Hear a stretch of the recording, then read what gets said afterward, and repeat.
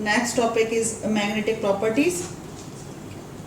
Magnetic properties या जो हम जिसको चुंबकीय गुण कहते हैं, ये भी बहुत इंपॉर्टेंट प्रॉपर्टीज होती है मॉलिक्यूल्स की, और ये भी इलेक्ट्रिकल प्रॉपर्टी की तरह ही होते हैं, और it is very important for finding out the structure of molecule. इसकी सहायता से हम आसानी से किस तरह से मॉलिक्यूल का स्ट्रक्चर हो सकता है, हम फाइंड आउट कर सकते हैं। तो आप लिखिए या सुनिए प्रॉपर तरीके से। चुंबकीय गुण भी इलेक्ट्रिकल प्रॉपर्टीज की तरह ही होते हैं। कुछ अणुओं में स्थायी चुंबकीय आघूर्ण होता है।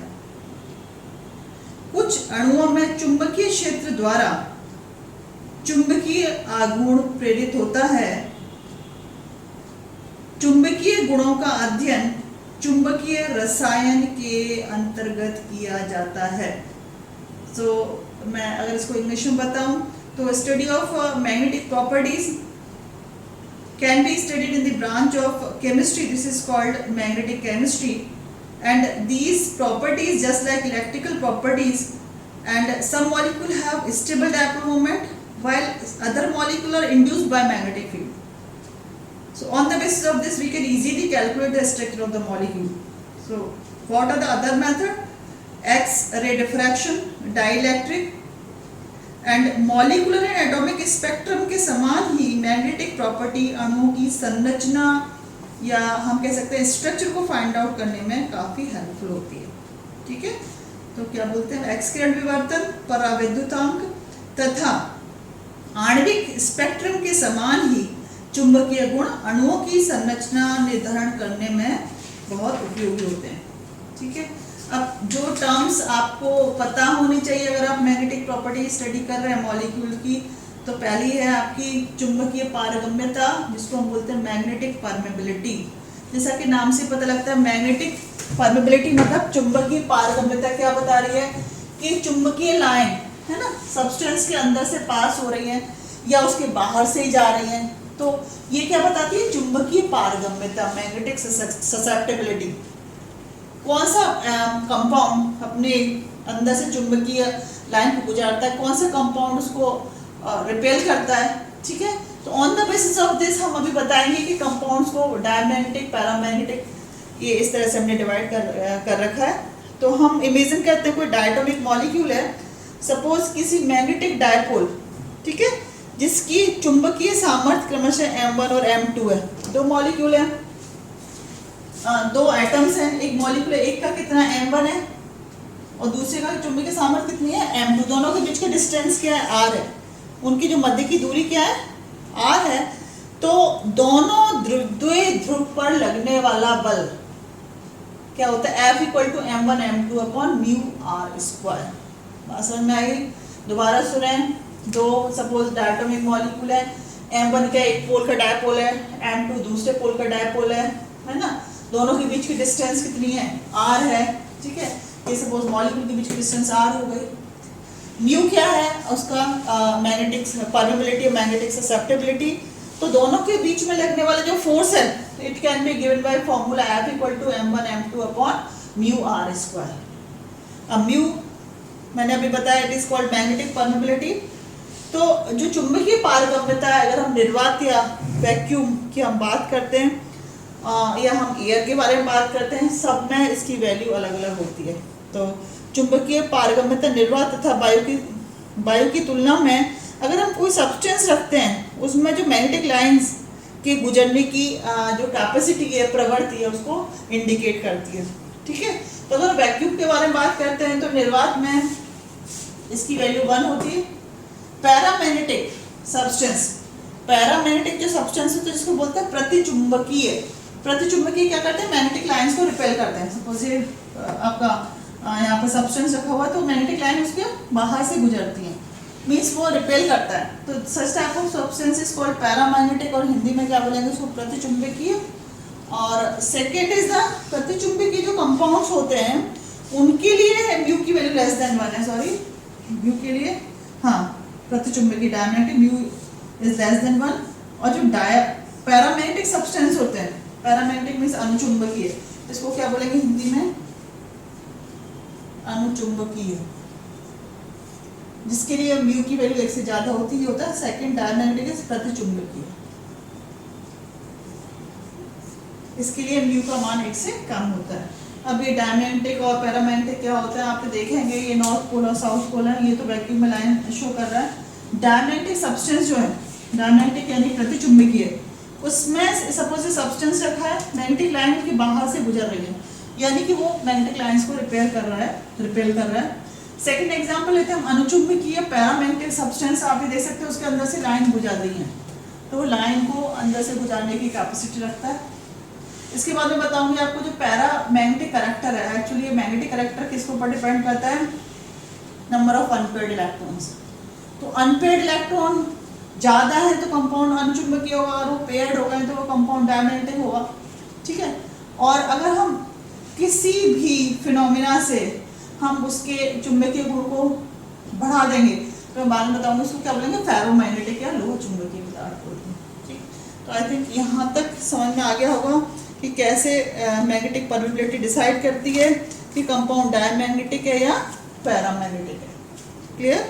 कोई भी सब्सटेंस या कोई भी पदार्थ, ठीक है, जिस पर हम चुंबकीय बल लगा रहे हैं वो कितना सेंसिटिव है मैग्नेटिक प्रॉपर्टी के लिए, ठीक है, मैग्नेटिक फील्ड के लिए। तो ये हम फाइंड आउट करते हैं on the basis of magnetic susceptibility, जिसको हम बोलते हैं चुंबकीय सुग्राह्यता। तो यदि किसी पदार्थ पर लगने वाला चुंबकीय क्षेत्र H हो, तो देखिए है ना, चुंबकीय क्षेत्र क्या H है, मैग्नेटिक फील्ड कितना है H है, और प्रेरित होने वाला जो चुंबकत्व है, ठीक है, कितना इंड्यूस हो रहा है, magnetic character it is indicated by I। तो हम दोनों को किस तरह से रिलेट कर सकते हैं, ये किसके ऊपर डिपेंड कर रहा है, intensity of magnetic field, and it can be given as I proportional to H। अब हम प्रोपोर्शनलिटी के साइन को हटाएंगे तो क्या आ जाएगा, I इक्वल टू KH, है ना।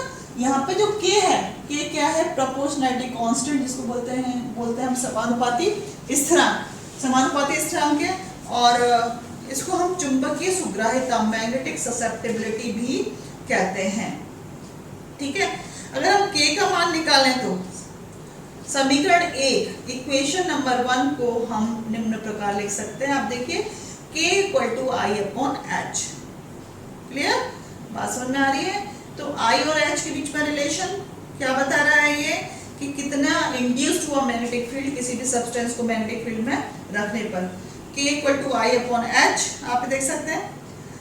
यदि हम एक अलग कोई टर्म लेके आए जिसको बोलते हैं मोलर ससेप्टिबिलिटी, या हम बोलते हैं जिसको काई, एक मोल सब्सटेंस की मैग्नेटिक फील्ड के प्रति ससेप्टिबिलिटी कितनी है, it is called molar susceptibility.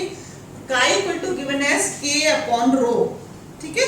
काई को क्या बोलेंगे अपन, मास ससेप्टिबिलिटी, मोलर ससेप्टिबिलिटी और स्पेसिफिक मैग्नेटिक ससेप्टिबिलिटी, ठीक है। हिंदी में क्या बोलेंगे काई को, ये जो काई है दिस टर्म इज कॉल्ड काई, इसको क्या बोलेंगे आप हिंदी में, द्रव्यमान सुग्राह्यता, विशिष्ट चुंबकीय सुग्राह्यता और मोलर सुग्राह्यता। तो काई एम, इसको हम किस तरह से रिप्रेजेंट करते हैं, psi M equal to psi into M, आप देख सकते हैं, ठीक है।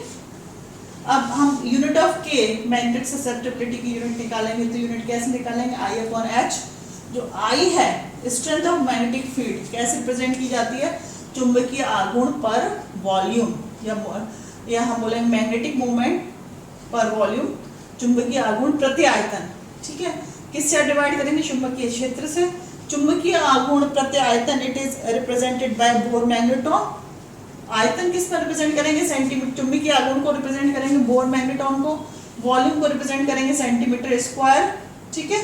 तो इस तरह से हो गए bore magnetron upon centimetre square, and ये जो चुंबकीय क्षेत्र है इसकी यूनिट है ऑस्ट्रियोड। इस तरह से हम जो है K की यूनिट फाइंड आउट कर लेंगे। तो K की यूनिट क्या होगी, बोर मैग्नेट्रॉन, सेंटीमीटर स्क्वायर, ऑस्ट्रियोड इनवर्स। नेक्स्ट जो सब्सटेंस है मैंने अभी बताया था, फेरोमैग्नेटिक सब्सटेंस कौन से होते हैं,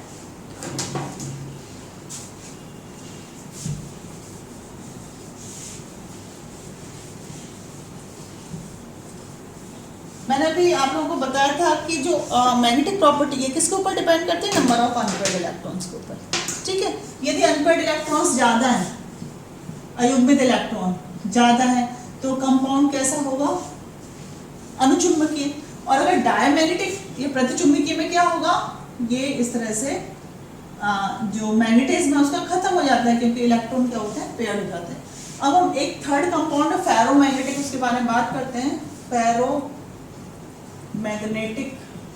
सब्सटेंस। फेरोमैग्नेटिक सब्सटेंस क्या होते हैं, उनके अंदर जो मैग्नेटिक कैरेक्टर होते हैं काफी ज्यादा होती है ना, मैग्नेटिक कैरेक्टर इज मोर, बहुत ज्यादा उसके अंदर मैग्नेटिक कैरेक्टर होता है। इवन जो मैग्नेटिक फील्ड है उसको हटा देते हैं, उसके बाद भी मैग्नेटिज्म उसके अंदर बना रहता है। तो इस तरह के जो सब्सटेंस होते हैं ना, जिसको हम फेरोमैग्नेटिक में कन्वर्ट कर सकते हैं, ये किसके ऊपर डिपेंड करता है, आपका जो पदार्थ है वो किस तरह का, सब्सटेंस किस तरह का। तो हम इसको डिफाइन करें तो हम इस ऐसे बोल सकते हैं, कुछ अनुचुंबकीय ठोस पदार्थों का कम ताप पर अन्य अवस्था में संक्रमण हो जाता है, जिसमें मैक्सिमम इलेक्ट्रॉन का चक्रण पैरेलल मतलब समानांतर हो जाता है। तो जरूरी नहीं है कि ये जो चक्रण है ये इस तरह से हो, ये ऐसे भी हो सकता है, ऐसे या फिर ऐसे, ठीक है, पैरेलल होना चाहिए, ऐसे भी हो सकता है या ऐसे भी हो सकता है। तो मैक्सिमम इलेक्ट्रॉन कैसे हो जाते हैं, पैरेलल, पैरेलल हो जाते हैं, जिससे यह पदार्थ अधिकतम चुंबकीय गुण प्रदर्शित करते हैं। पदार्थ का यह गुण फेरोमैग्नेटिज्म, लोह चुंबकत्व कहलाता है। Listen once again. Some paramagnetic substance at low temperature have electron spin parallel. Have electron spin parallel.